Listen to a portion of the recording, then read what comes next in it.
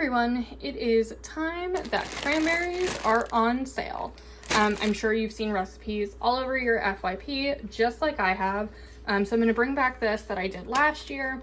I loved it in my house. They were gone in a week, even though I canned them. So super simple, no cooking required. You're just going to dump everything in your jars and then seal them with a water bath. So first thing we're going to do is wash our cranberries. After we picked any cranberries that were squishy out or didn't look great, this is the hardest part, guys. We're going to do a cup of cranberries into our jar, followed by a fourth cup of sugar. You can do honey or brown sugar. I'm just doing regular schmegular white sugar. And then we're going to top it off with water. I use hot water because it helps the sugar dissolve. And then I'm just going to take like a chopstick and give it a little stir to help incorporate some of that sugar. It also will help get rid of any air bubbles.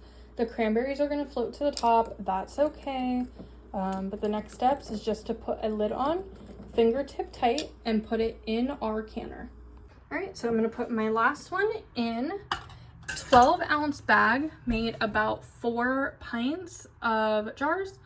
So now I'm just going to fill this with water so that there's an inch above the top here. Heat this up, and I'm not going to start my timer to start processing until the water is at a hard boil. My canner wasn't steady, so I added a jar of something that's just going to go in the fridge. Keep in mind, even though these peaches can be water bathed, this is not an acceptable water level for them. So these will be okay, but this will not be shelf stable. Now I can either get a bigger canner and add more water and do them all at the same time, or just do what I'm doing. These are gonna go in the fridge. These ones will be shelf stable. Okay, now to wait until we get that hard boil before I start my timer. Oh yeah, I guess it helps if I tell you how long to process for. Not ready yet. It is starting to bubble, so we're getting close. But once it does get that hard boil, we're going to process for about 15 minutes.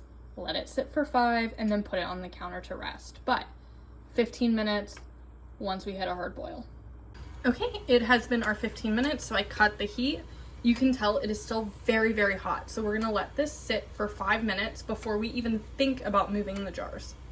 And now we are very carefully, because this is still hot, going to take our juices out and let them rest overnight on a towel undisturbed. And that's it. We have cranberry juice. Now I know some people will let this sit in their cupboard for a couple weeks before they use it. That is totally up to you.